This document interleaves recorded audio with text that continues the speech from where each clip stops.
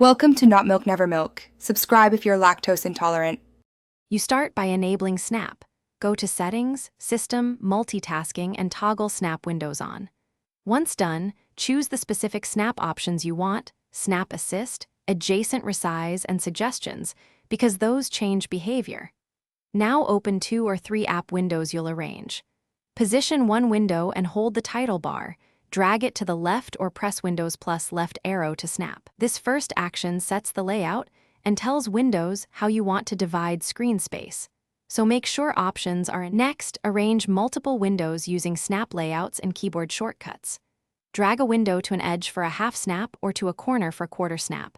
Alternatively, press Windows plus arrow keys to move it precisely. Hover over the Maximize button to reveal snap layout templates, then click a zone to place the window.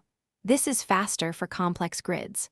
Once windows are placed, drag the divider to resize, and if you use multiple monitors, press Windows plus Control plus left or right to move a snapped layout between screens seamlessly.